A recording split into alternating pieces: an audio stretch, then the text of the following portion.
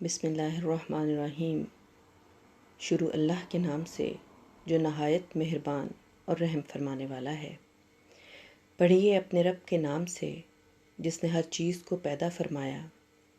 اس نے انسان کو جونک کی طرح معلق وجود سے پیدا کیا۔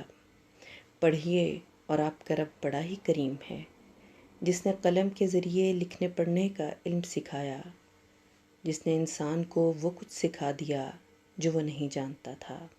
صدق اللہ العظیم۔ عزیز طلباء و طالبات، السلام علیکم۔ اقبالیات کی کلاس میں امارہ طارق آپ سے مخاطب ہوں، اور آج کے لیکچر میں آپ کا خیر مقدم کرتی ہوں۔ آج ہمارے لیکچر کا موضوع اقبال کا تصور مرد مومن یا دوسرے الفاظ میں تصور مرد کامل ہے۔ اقبال کے گزشتہ پڑھائے گئے تصورات کی طرح اس موضوع کو بھی ہم مکمل تفصیل سے پڑھیں گے۔ مثالی انسان کی تاریخی اہمیت، مختلف مفکرین کے ہاں مرد کامل کے بارے میں ان کے خیالات و افکار، اقبال کے مرد مومن کے خصائص اور ان کی شاعری میں اس تصور کو سمجھنے کی کوشش کریں گے۔ عزیز طلباء و طالبات، اقبال کی علمی توجہ، تحقیق اور تعبیر کا بنیادی موضوع انسان ہے۔ کلام اقبال میں انسان کے موضوع پر بہت کچھ کہا گیا، بلکہ یوں سمجھیے کہ کلام اقبال کا کل موضوع ہی انسان ہے۔ اقبال خدا کی بات بھی انسان ہی کے حوالے سے کرتے ہیں۔ اقبال کے نظام فلسفہ کے اساسی عناصر یعنی خودی اور بے خودی، انسان کی حیثیت، دائرہ کار، اختیار اور علم، عمل اور ارادے کی حدود اور ان کے ہمہ پہلو نتائج سے متعلق نو بنو مباحث کی طرف اشارہ کرتے ہیں۔ کلیات اردو میں ارمغان حجاز کی آخری نظم جس کا عنوان حضرت انسان ہے، اقبال اس میں بھی انسان کی تصویر کشی بہت منفرد انداز میں کرتے ہیں۔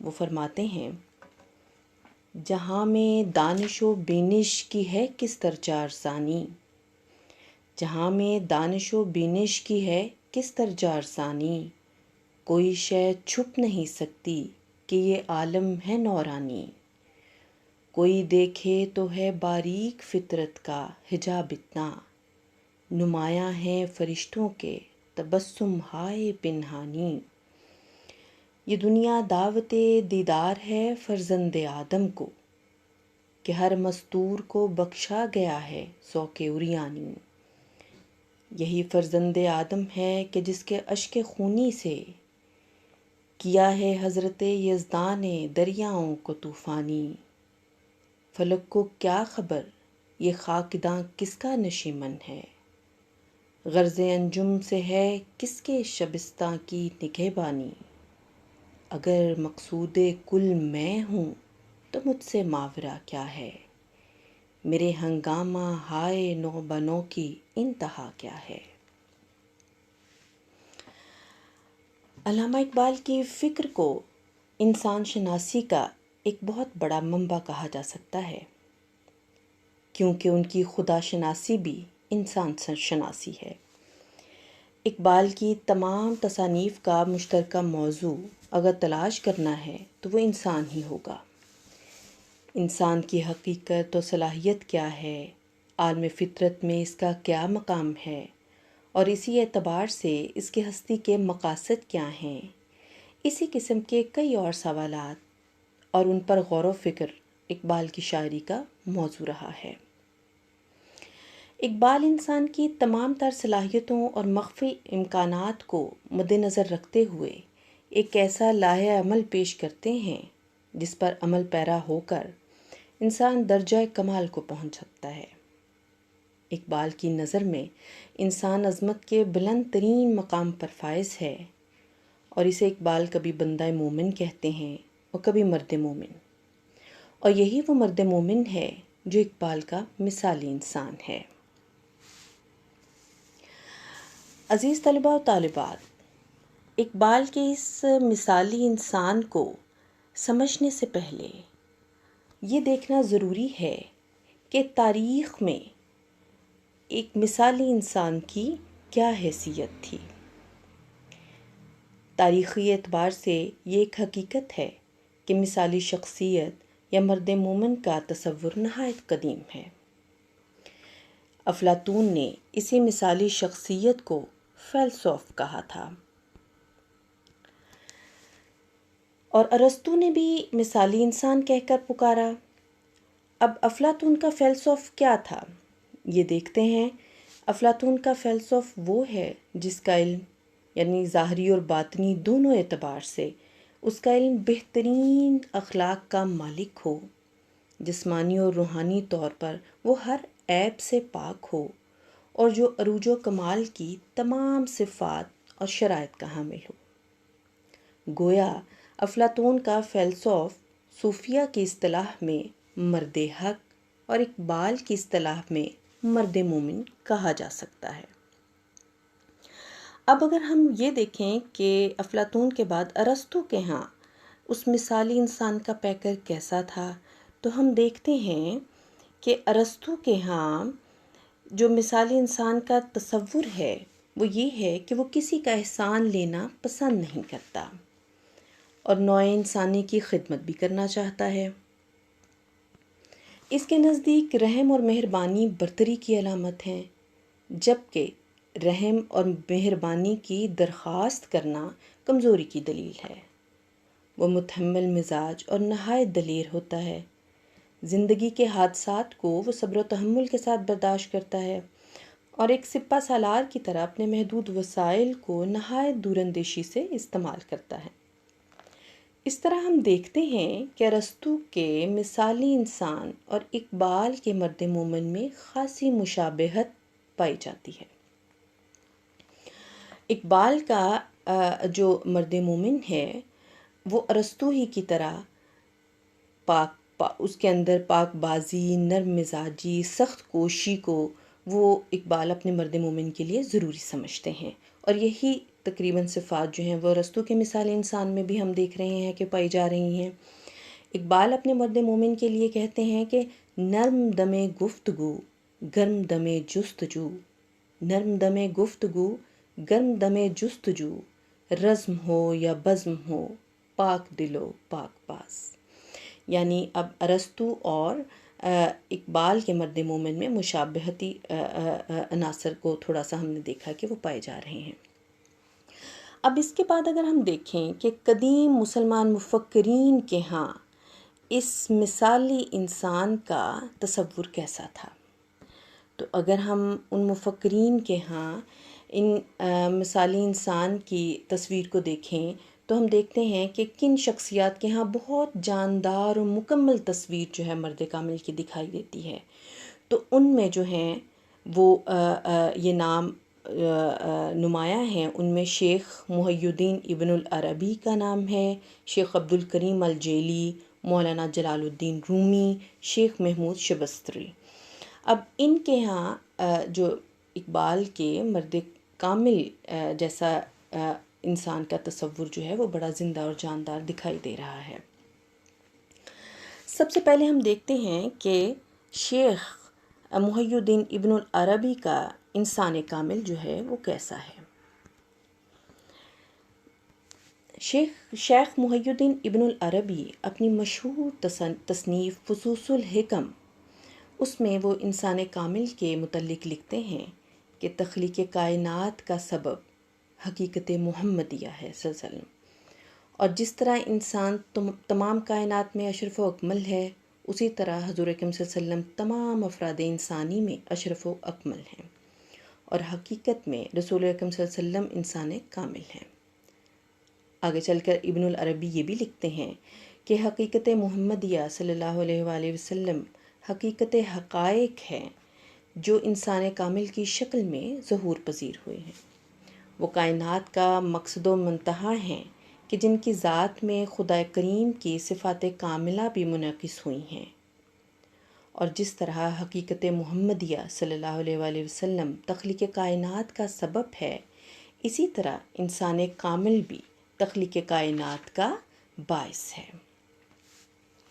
اب اس کے بعد ہم دیکھتے ہیں کہ شیخ عبد الکریم الجیلی کا انسان کامل کیسا ہے۔ تو شیخ عبد الکریم الجیلی نے اپنی کتاب الانسان الکامل فی معرفت الاواخر والاوائل میں لکھتے ہیں کہ انسان بجائے خود ایک عالم ہے جو خدا اور فطرت دونوں کا مظہر ہے۔ انسانی ہستی ذات باری تعالیٰ کی خارجی شکل ہے۔ بغیر انسانی وجود کے ذات مطلق اور کائنات فطرت میں رابطہ نہیں ہو سکتا۔ انسان ان دونوں وحدتوں میں ایک اتصالی کڑی کا حکم رکھتا ہے۔ انسان کامل تخلیق کائنات کا اصلی مقصد ہے۔ ذات انسانی کے توسط سے ذات مطلق خود اپنا مشاہدہ کرتی ہے، اس لیے کہ سوائے اس کے کسی اور مخلوق میں یہ صلاحیت ہے ہی نہیں کہ وہ صفات الہیہ کی مظہر بن سکے۔ حضرت محمد صلی اللہ علیہ وسلم نے انسان کامل کا اعلیٰ ترین نمونہ دنیا کے لیے پیش کر دیا۔ آپ کی سیرت پاک انسان کے لیے مشعل ہدایت ہے، جس کی روشنی میں چل کر وہ حیات کے مراتب عالیہ پر فائز ہو سکتا ہے۔ انسان کامل یا مرد مومن کی زندگی جو آئین الہی کے مطابق ہوتی ہے، فطرت کی عام زندگی میں شریک ہو جاتی ہے اور اشیاء کی حقیقت کا راز اس کی ذات پر منکشف ہو جاتا ہے۔ اس منزل پر پہنچ کر انسان کامل عرض کی حدود سے نکل کر جوہر کے دائرے میں داخل ہو جاتا ہے۔ اس کی آنکھ خدا کی آنکھ اور اس کا کلام خدا کا کلام بن جاتا ہے۔ یعنی یہاں پہنچ کر، اس درجے پر پہنچ کر ایک انسان اس بلند مرتبے پر فائز ہو جاتا ہے جب اس کی مرضی خدا کی مرضی بن جاتی ہے۔ مرد مومن کے لیے اقبال بھی یہی کہتے ہیں: ہاتھ ہے اللہ کا بندہ مومن کا ہاتھ، غالب و کار آفریں کار کشا کار ساز، خاکی و نوری نہاد بندہ مولا صفات، ہر دو جہاں سے غنی اس کا دل بے نیاز۔ اس کے بعد ہم دیکھتے ہیں کہ مولانا جلال الدین رومی، ان کے ہاں انسان کامل کی تصویر کیسے دکھائی دیتی ہے۔ تو رومی کہتے ہیں کہ اس کائنات میں قانون ارتقاء جو ہے وہ جاری و ساری ہے۔ رومی کے انسان کامل کا نظریہ بھی اسی قانون ارتقاء پر مبنی ہے۔ ان کا کہنا ہے کہ انسان اپنی تکمیل سے پہلے جمادی، نباتاتی اور حیوانی عناصر سے گزرتا ہوا پھر درجہ انسانی تک پہنچتا ہے۔ چونکہ قانون ارتقاء جاری ہے، اس لیے انسان اپنے روحانی کمالات کی بدولت فرشتوں کے مقام تک پہنچ جاتا ہے، اور پھر یہ کوشش کرتا ہے کہ فرشتوں کے مقام سے بھی بلند ترین مقام حاصل کر لے۔ اور مولانا روم کے بقول انسان اتنے بلند مقام پر فائز ہو جاتا ہے جو اس کے وہم و گمان میں بھی نہیں آ سکتا۔ اقبال بھی یہی کہتے ہیں: اس کی امیدیں قلیل، اس کے مقاصد جلیل، اس کی ادا دل فریب، اس کی نگاہ دل نواز۔ یعنی اقبال اور رومی کا انسان کامل میں کس درجہ مماثلت ہے، وہ اس شعر سے ہم دیکھ سکتے ہیں۔ اس کے بعد ہم دیکھتے ہیں کہ شیخ محمود شبستری کا انسان کامل جو ہے وہ اس کا ایک عکس جو ہے وہ کیسا ہے۔ تو شیخ محمود نے اپنی مثنوی گلشن راز میں انسان کامل کا نظریہ پیش کیا۔ ان کا کہنا ہے کہ انسان جب عروج و تکمیل کے بعد انسانیت کا درجہ کمال حاصل کر لیتا ہے تو وہ انسان کامل کے لقب سے سرفراز ہوتا ہے۔ انسان کامل حضرت اکرم صلی اللہ علیہ وسلم ہیں کہ جن کی ذات نقطہ اختتام کمال انسانیت ہے۔ یہی وجہ ہے کہ نبوت آپ کی ذات اقدس میں بدرجہ کمال پہنچ کر اختتام پذیر ہوئی۔ وہ یہ بھی کہتے ہیں کہ اگرچہ نبوت حضرت اکرم صلی اللہ علیہ وسلم کے وصال پر ختم ہو گئی، لیکن آپ کے بعد اولیاء کرام انسانوں کی رشد و ہدایت کا فریضہ سر انجام دے رہے ہیں۔ ان اولیاء کرام میں سے آخری ولی کہ جسے حضرت اکرم صلی اللہ علیہ وسلم سے گہری نسبت ہوگی، وہ دونوں عالم کا پیشوا ہوگا اور اولاد آدم میں سے اس زمین پر خلیفۃ اللہ ہوگا۔ لیکن شیخ محمود کے اس نظریے سے اقبال متفق نہیں ہیں۔ وہ اس بات سے متفق نہیں ہیں کہ انسان کامل رسول اکرم صلی اللہ علیہ وسلم کے بعد آئے گا۔ اقبال کے نظریہ کے مطابق قانون ارتقاء اور تکمیل انسان جاری ہے۔ اقبال کے مطابق انسان کامل ایک مرد مومن یا مرد حق ہی ہے، جسے ایک سچا مسلمان بھی کہا جا سکتا ہے۔ ان کا کہنا ہے کہ انسان خدا کی وحدانیت اور حضور اکرم صلی اللہ علیہ وسلم کی رسالت کا دل سے اقرار کرے، پھر ضبط نفس سے کام لیتے ہوئے شریعت محمد صلی اللہ علیہ وسلم کی پابندی کلی طور پر کرے تو اس کی خودی پابندی شریعت کے مطابق رفتہ رفتہ بیدار اور مستحکم ہو جاتی ہے، اور اس کے اندر مرد مومن کی صفات پیدا ہو جاتی ہیں۔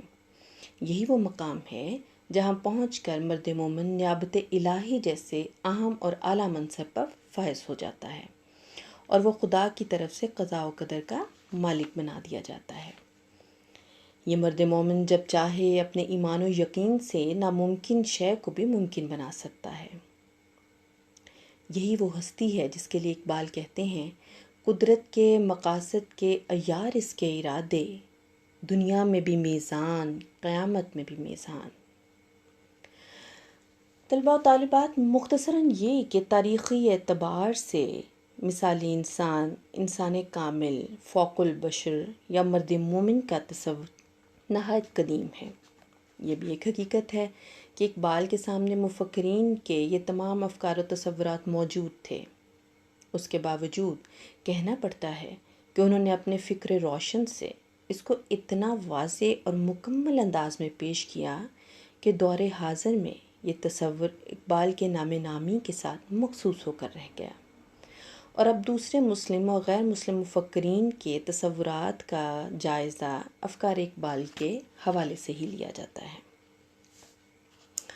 اب اس ایک مختصر تاریخی جائزے کے بعد ہم دیکھتے ہیں کہ علامہ اقبال کے نزدیک ان کا مرد کامل، ان کا مثالی انسان، ان کا مرد مومن، ان کا مرد مسلمان یہ کیسا ہے؟ تو ان کا تصور مرد مومن قرآنی تعلیمات کے تصور خلافت الہیہ پر مبنی ہے۔ ارشاد باری تعالیٰ ہے، انی جاعل فی الارض خلیفہ، یعنی میں زمین میں اپنا خلیفہ بنانے والا ہوں۔ اس آیت مقدسہ سے انسان کا روئے زمین پر خدا کا خلیفہ ہونا ثابت ہوتا ہے۔ پھر ارشاد ہوا، وَلَقَدْ كَرَّمْنَا بَنِي آدم، اور بلا شبہ ہم نے آدم کی اولاد کو بہت عزت بخشی۔ اور یہ کہ وَلِلَّهِ الْعِزَّةُ وَلِلرَّسُولِهِ وَلِلْمُؤْمِنِينَ، عزت کا حق تو صرف خدا، اس کے رسول اور مومنین کے لیے مخصوص ہے۔ گویا یہ عزت انسانوں میں صرف خدا کے رسول اور مومنین کو عطا ہوئی ہے۔ اسلامی تعلیمات کے مطابق مومن وہ ہے جس کی شخصیت صفات الہیہ کا مظہر ہو، اور جو خلق محمدی صلی اللہ علیہ وآلہ وسلم کا مثالی نمونہ ہو۔ اقبال ان آیات کی تفسیر کو مثالی شکل میں اور اپنے ایک تصور کی صورت میں کیسے پیش کرتے ہیں، یہ ہم دیکھتے ہیں۔ وہ فرماتے ہیں، ہر لحظہ ہے مومن کی نئی شان نئی آن، ہر لحظہ ہے مومن کی نئی شان نئی آن، گفتار میں کردار میں اللہ کی برہان، قہاری و غفاری و قدوسی و جبروت، یہ چار عناصر ہوں تو بنتا ہے مسلمان۔ اب یہ چار عناصر صفات الہیہ میں سے ہیں، اور جو مرد مومن میں شریعت محمدی صلی اللہ علیہ وآلہ وسلم کی اطاعت سے پیدا ہو جاتے ہیں۔ خدا کی ان صفات کا اظہار مومن کی تابناک شخصیت سے ہی ہوتا ہے۔ مرد مومن رزمگاہ حق و باطل میں اپنی قوت و طاقت، غصہ و غضب اور جلال و جمال کے ذریعے خدا کی صفت قہاری اور صفت جبروت کا، جبکہ کشادہ دلی اور عفو و درگزر کے ذریعے خدا کی صفت غفاری کا، اور اپنی پاکیزگی و پاک دامنی، رحم و کرم اور نیک نفسی کے ذریعے خدا کی صفت قدوسی کا اظہار کرتا ہے۔ یعنی اقبال کے ہاں یہ عناصر جو ہیں وہ اتنے واضح انداز میں موجود ہیں جو کہ قرآن نے بتائے ہیں۔ تو اقبال کا مرد مومن جو ہے وہ حقیقتاً وہ ایسا مومن ہے جس کی تشریح، جس کی شرح ہمیں قرآن میں ملتی ہے۔ اب یہاں پر اقبال کے مرد مومن کے بارے میں ایک غلط فہمی عمومی طور پر اس نے جنم لیا، جس کی وضاحت کرنا میں یہاں پر تھوڑا ضروری سمجھتی ہوں۔ اقبال کے بعض ناقدین نے فلسفہ خودی کی طرح اقبال کے تصور مومن کو بھی مغربی فلاسفروں کے افکار کا مرہون منت قرار دیا، اور کہا گیا کہ اقبال کے تمام فلسفے کی اساس، یعنی مرد مومن کے اس فلسفے کی اساس نیٹشے کا فلسفہ ہے، اور ان کا انسان کامل نیٹشے ہی کے فوق البشر کا ثانی ہے، اس جیسا ہے، جبکہ یہ خیال سراسر غلط ہے۔ نیٹشے کا فوق البشر جو ہے اس میں اور اقبال کے مرد کامل میں بہت زیادہ فرق ہے، اور ان کے بنیادی تصورات میں ہی فرق ہے۔ اب اس فرق کو میں آپ کی تفہیم کے لیے ایک چارٹ کی شکل میں یا آپ کے سامنے میں نے پیش کر رہی ہوں۔ آپ دیکھ رہے ہیں کہ یہ وہ خصائص ہیں، وہ صفات ہیں جو کہ نیٹشے کے فوق البشر میں ہیں، اور پھر اس کا میں نے ایک تقابلی جائزہ کیا ہے کہ اقبال کا مرد مومن کیسا ہے، جس سے اندازہ ہو سکے کہ یہ نظریہ جو ہے، یہ غلط فہمی جو ہے، یہ سراسر جو ہے وہ ایک منفی قسم کا رویہ بھی کہا جا سکتا ہے۔ تو اس میں سب سے پہلی بات جو ہے وہ یہ ہے کہ نیٹشے کا فوق البشر اخلاقی پابندیوں کا قائل نہیں ہے، یعنی وہ کسی قسم کے اخلاقی پابندی، ضابطے کا، آئین کا پابند نہیں ہے، جبکہ اقبال کا مرد مومن اخلاقی قوانین اور خصوصاً احکام الہی کا پابند ہے۔ دوسری جو اس کی ایک صفت ہے، وہ جو نیٹشے کا فوق البشر ہے اس کی جو بنیادی صفت ہے وہ ہے کہ اس کے نزدیک رزم گاہ حیات میں نیکی اور عدل نہیں ہے بلکہ قوت کی ضرورت ہے، یعنی اس کی خوبی یہ ہے کہ وہ قوت کو برتری دیتا ہے، اور عدل، انصاف، نیکی، یہ تمام جو اخلاقیات ہیں وہ اس میں نہیں پائی جاتی ہیں یا اس کی ضرورت محسوس نہیں ہے ہوتی، جبکہ اقبال کا مرد مومن رزم گاہ حیات میں مقصد آفرینی، عمل پہم، سخت کوشی اور خطرات سے نبرد آزما ہو کر اپنی خودی کو مستحکم کرتا ہے، لیکن جسمانی قوت کو زندگی کا منتہائی مقصود نہیں سمجھتا۔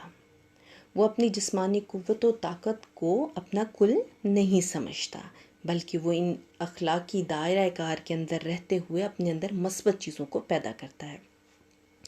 اب تیسری جو چیز ہے وہ یہ کہ نیٹشے کا فوق البشر جو ہے وہ ضمیر، گناہ، موت، دوزخ، رحم اور عدل جیسے اہم اور بنیادی تصورات کو انسانی کمزوری سمجھتا ہے۔ وہ یہ سمجھتا ہے یہ ایسی چیزیں ہیں جن سے انسان جو ہے وہ کمزور ہو جاتا ہے، جبکہ اقبال کا مرد مومن تو خدا ترس، درد مند اور محبت آشنا دل رکھتا ہے۔ جو سب سے اہم اور بنیادی چیز ہے وہ یہ کہ نیٹشے کا سپر مین جو ہے وہ خدا کے وجود کا منکر ہے، یعنی وہ انکاری ہے، خدا کے وجود کو وہ مانتا ہی نہیں، جبکہ اقبال کے مرد مومن کی زندگی کی تمام سعی و جدوجہد کا مقصد ہی حکومت الہیہ کا قیام ہے۔ تو یہ وہ سب سے مضبوط نقطہ ہے۔ نیٹشے کا فوق البشر تو یہاں تک کہتا ہے، خدا نخواستہ نیٹشے کہ خدا نخواستہ نعوذ باللہ خدا جو ہے وہ مر گیا ہے تاکہ فوق البشر زندہ رہے، وہ انسان پر رحم کے سبب مر گیا ہے، لہٰذا رحم سے خبردار ہو جاؤ۔ اب اس اقتباس سے ظاہر ہوتا ہے کہ نیٹشے کا فوق البشر لطیف احساسات اور اعلیٰ اخلاقی اقدار سے عاری ایک ظالم و جابر، تشدد پسند انسان ہے، جس کے نزدیک زندگی کا مقصد حصول اقتدار کے سوا کچھ اور نہیں۔ اس کے برعکس ہم نے یہ دیکھا کہ اقبال کا انسان کامل یا مرد مومن نہ صرف خدا کی خدائی بلکہ اس کی وحدانیت پر بھی ایمان رکھتا ہے، اور تمام اخلاقی قوانین اور خدا کے احکامات کی پابندی کرتے ہوئے رزم گاہ حیات میں کامیابی حاصل کرتا ہے۔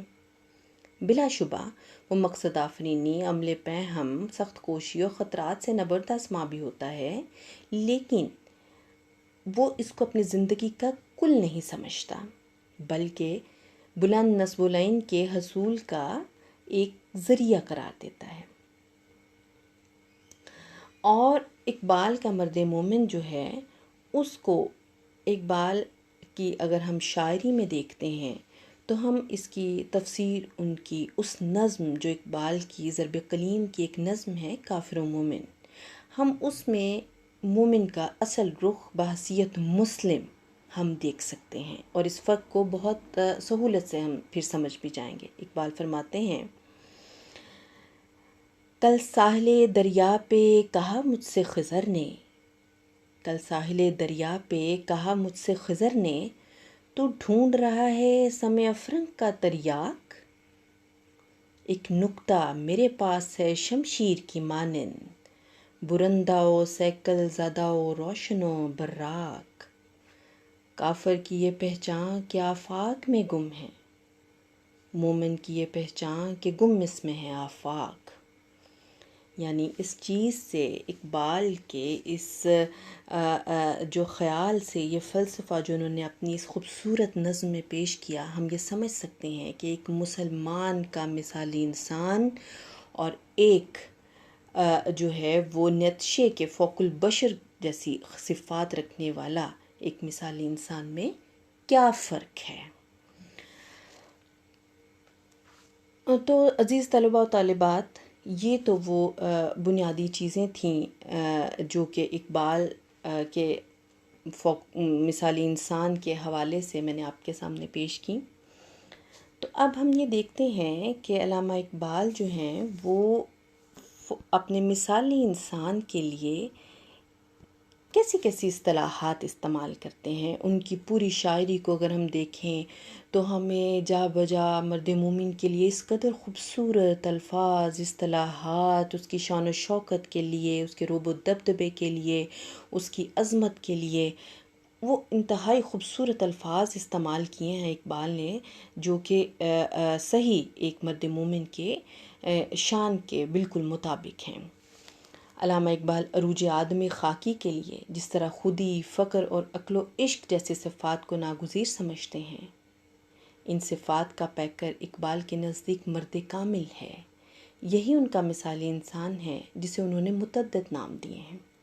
مثلا انہوں نے مرد کامل، بندہ مومن، مومن، مومن جاں باز، مسلم، مسلمان، مرد مسلمان، مجاہد، درویش، قلندر، مرد قلندر، فقیر، مرد یقین، مرد بزرگ، بندہ آفاقی، بندہ صحرائی، مرد کوہستانی، نائب حق وغیرہ وغیرہ۔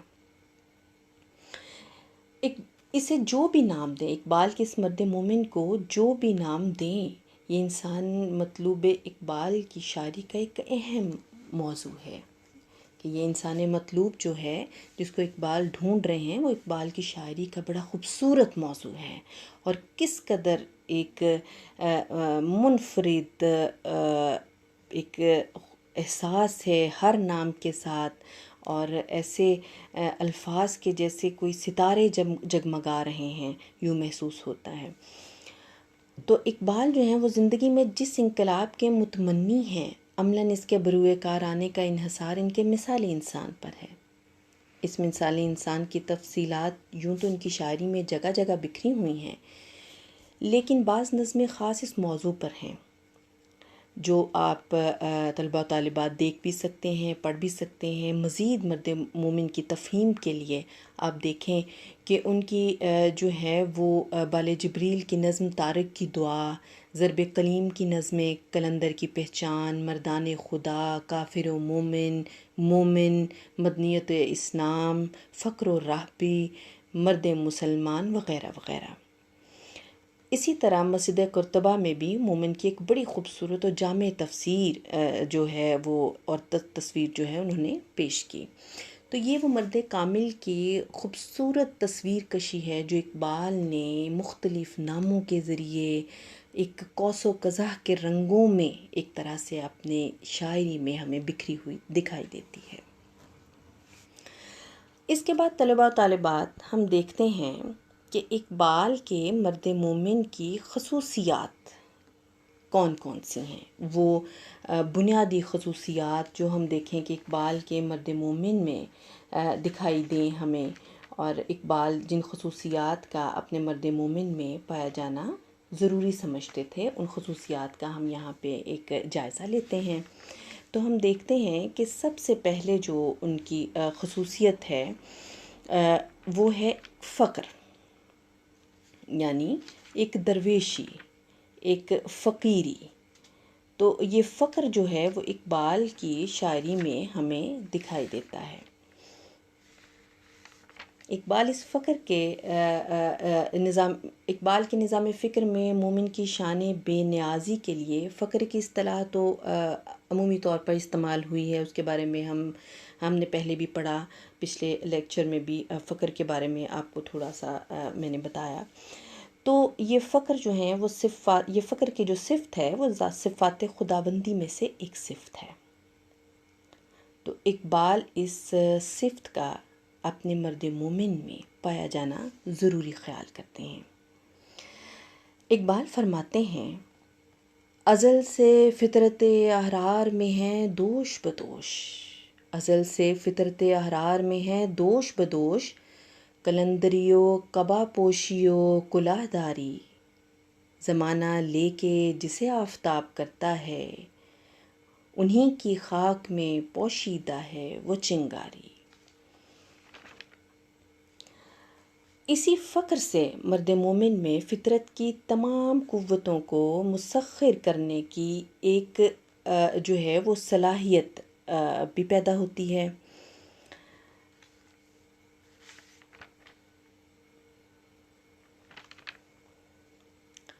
جو ہے وہ کائنات کو تسخیر کرتا ہے۔ مرد مومن اپنی اس قوت کے ساتھ جو ہے وہ کائنات کو تسخیر کرنے کے لیے بھی ایک یہ ضروری شرط ہے، اور یہ شرط جو ہے وہ فقر کے بغیر پوری نہیں ہو سکتی۔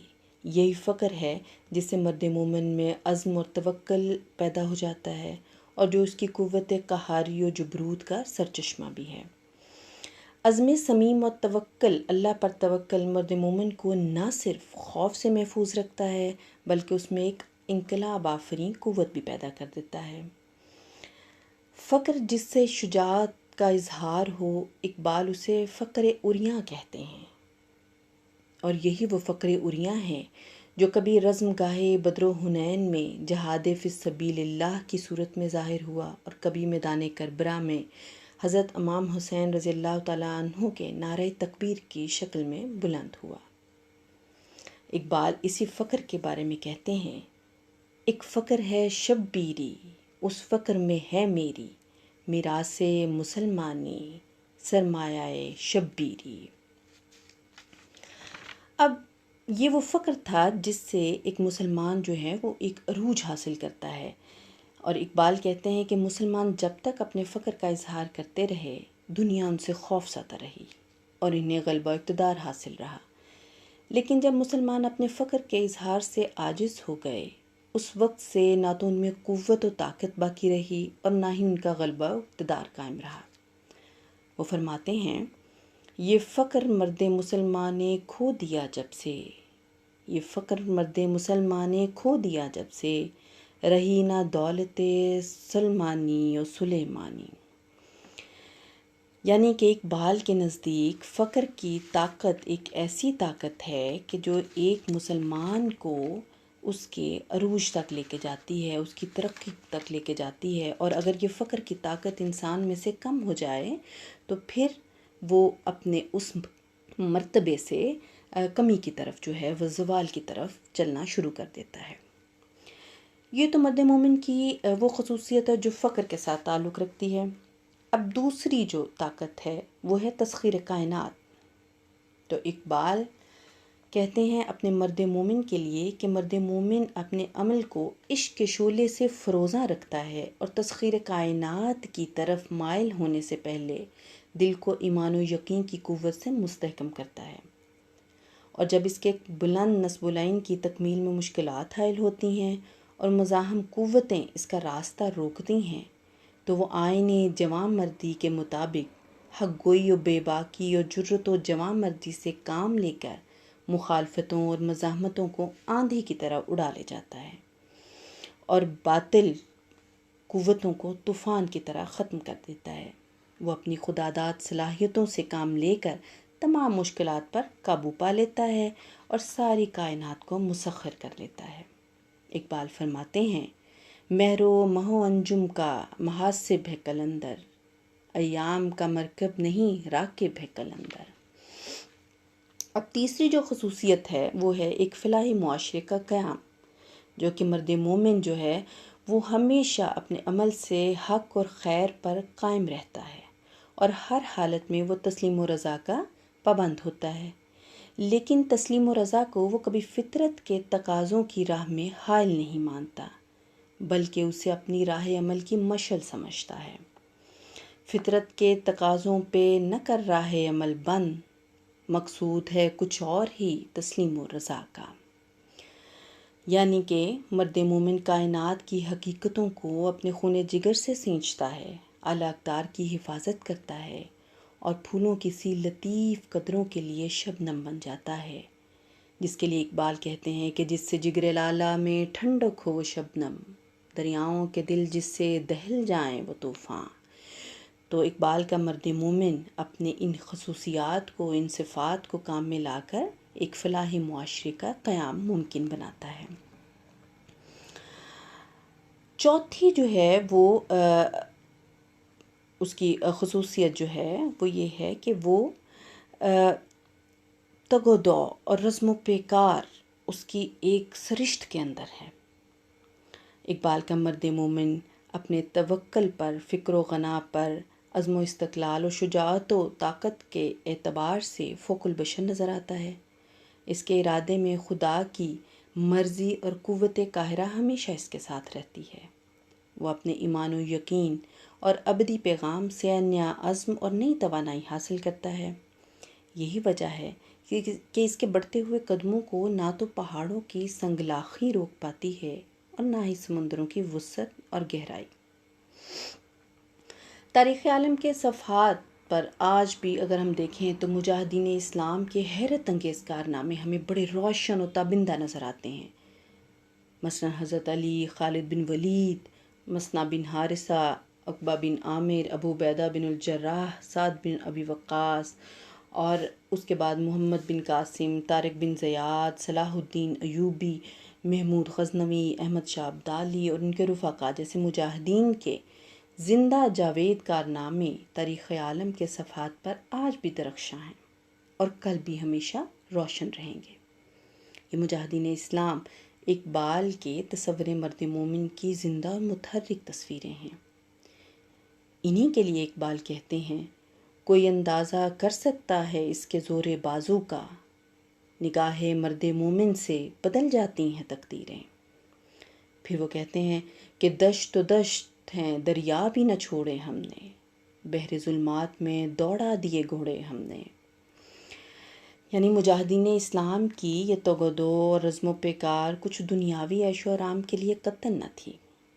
ان کی تمام مارکہ آرائی صرف قانون خداوندی اور شریعت محمدی صلی اللہ علیہ وسلم کے نفاذ کے لیے تھی۔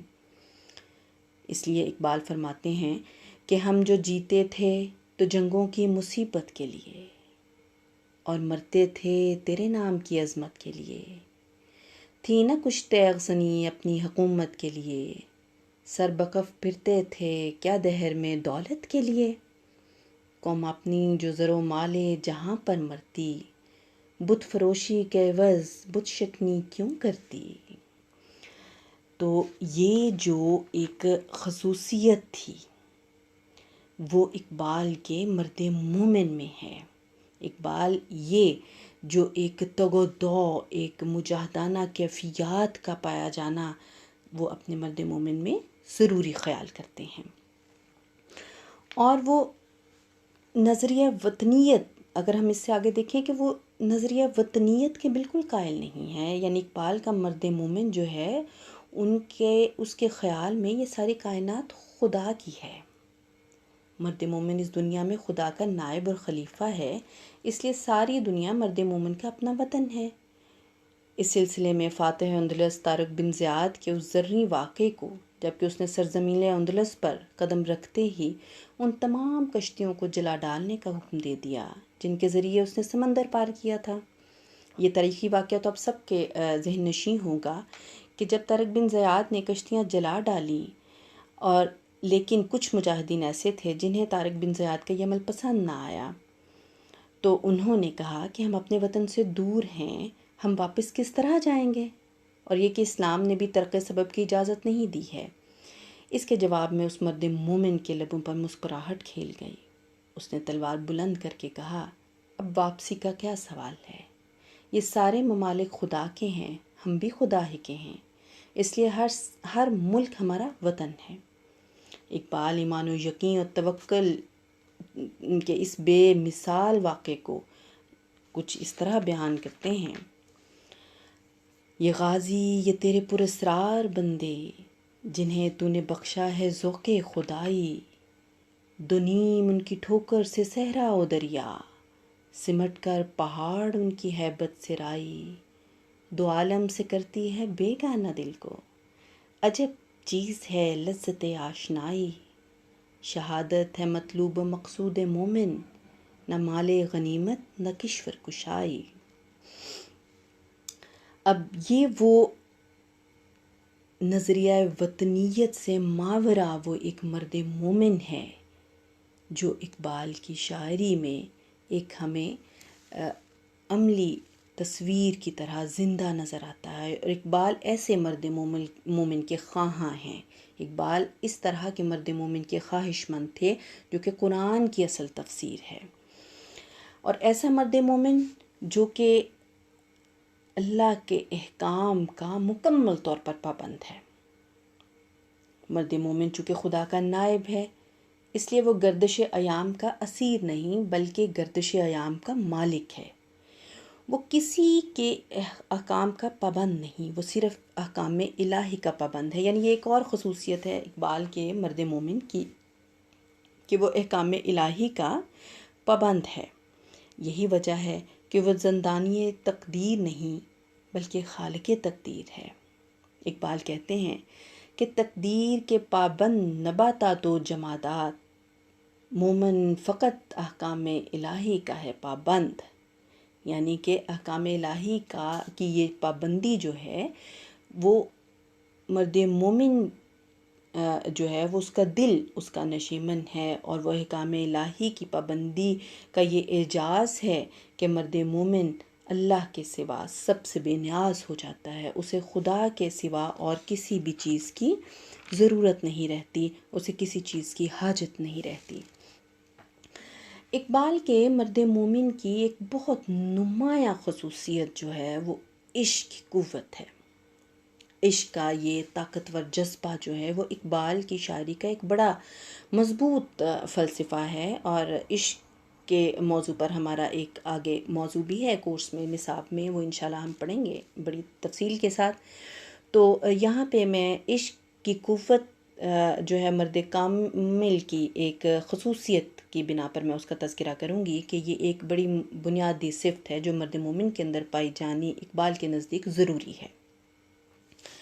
وہ کہتے ہیں کہ عشق ایک ایسی طاقت ہے، ایک قوت ہے، ایک کیفیت اور ولولہ انگیز متحرک قوت ہے جو مرد مومن کو حوصلہ شکن حالات میں بھی پرعزم رکھتی ہے اور جد و جہد جاری رکھنے پر اصرار کرتی ہے۔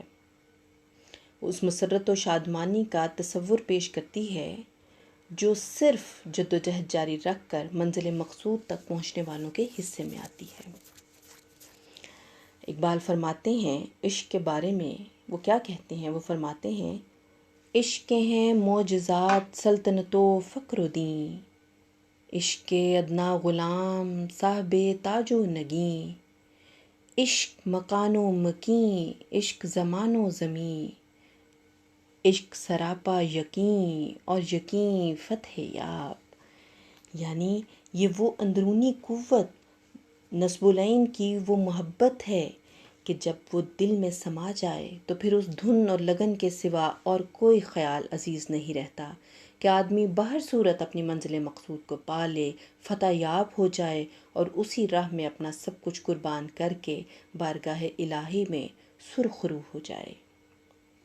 اقبال کہتے ہیں، عقل و دل و نگاہ کا مرشد اولی ہے عشق، عشق نہ ہو تو شرع و دین بت کدائے تصورات۔ صدقے خلیل بھی ہے عشق، صبر حسین بھی ہے عشق، مارکہ وجود میں بدر و حنین بھی ہے عشق۔ یعنی کہ اقبال کا تصور عشق ایسی مضبوط طاقت ہے جو کہ ایک مرد مومن کی نمایاں صفت ہے۔ تو طلباء و طالبات، آپ نے جانا کہ مرد مومن کے لیے کن صفات کا ہونا اقبال اپنے ضروری خیال کرتے تھے، اور اس کی عملی تفسیر کو انہوں نے شاعری کے پیرائے میں آپ کے سامنے جو میں نے پیش کیا، اس سے آپ کو اس کی تصویر مزید نمایاں بھی ہو گئی ہوگی کہ یہ وہ خصوصیات، یہ وہ صفات ہیں جو اقبال اپنے مرد کامل، مرد مومن، ایک مثالی انسان، ایک مردان خدا اور اپنے کلندر میں دیکھنا ضروری خیال کرتے ہیں۔ طلباء و طالبات، اگر ہم مختصراً آج کے فلسفے کو اختصار سے بیان کریں تو مختصراً یہ ہے کہ اقبال اپنے تصور مرد مومن کے ذریعے ملت اسلامیہ کے ہر فرد کو بتانا چاہتے ہیں کہ اگر من حیث القوم اس کائنات پر غلبہ و اقتدار چاہتے ہو، اگر فاتح عالم خوب و زشت بننا چاہتے ہو، اور اگر چاہتے ہو کہ عظمت رفتہ حاصل ہو جائے، تو پھر ملت اسلامیہ کے ہر فرد کو قرآنی تعلیمات کو اپنانا ہوگا، اپنے اسلاف کے نقش قدم پر چلنا ہوگا، اس کردار کا مظاہرہ کرنا ہوگا جو صاحب فقر یعنی کہ حضور اکرم صلی اللہ علیہ وسلم اور ان کے صحابہ کرام رضوان اللہ اجمعین کا کردار تھا۔ اس فقر کو اپنانا ہوگا جس کے لیے آپ نے الفقر فخری فرمایا تھا، اور اس عشق رسول کو صلی اللہ علیہ وسلم کو اپنے دل کی گہرائیوں میں پرورش کرنا ہوگا جس سے صحابہ کرام سرشار تھے۔ گویا کہ ہر فرد کو مرد مومن بننا ہوگا، اس لیے کہ یہی دین اسلام ہے، یہی شریعت محمدیہ صلی اللہ علیہ وسلم ہے، یہی اقرار توحید و رسالت ہے، یہی مسلمانی ہے، اور یہی وہ واحد راہ عمل ہے جس سے ملت اسلامیہ عظمت رفتہ حاصل کر سکتی ہے۔ اقبال فرماتے ہیں، ہمسایہ جبریل امی بندہ خاکی، ہے اس کا نشیمن نہ بخارا نہ بدخشاں، یہ راز کسی کو نہیں معلوم کہ مومن قاری نظر آتا ہے حقیقت میں ہے قرآن۔ پھر یہ تو وہ مرد مومن کا ایک عکس ہے جو میں نے آپ کے سامنے پیش کیا اقبال کے فلسفے کی جو نقطۂ نظر سے۔ لیکن عزیز طلباء و طالبات، آج کے اس لیکچر کے اختتام میں بھی میں ہمیشہ کی طرح آپ کو ایک درس اور ایک سبق سیکھنے کا ایک نقطہ فراہم بھی کرنا چاہوں گی کہ آپ بھی اقبال کے اس فلسفے، اس مرد مومن کو اپنے دل کی گہرائی سے محسوس کریں اور اقبال کے اس مرد مومن کی تصویر بننے کی کوشش کریں جو صحیح ایک مسلمان مرد مومن کا ایک جاندار عکس ہے۔ اور اقبال فرماتے ہیں، فطرت کا سرود ازلی اس کے شب و روز، آہنگ میں یکتا صفت میں سورہ رحمان، بنتے ہیں میری کارگہ فکر میں انجم، لے اپنے مقدر کے ستارے کو تو پہچان۔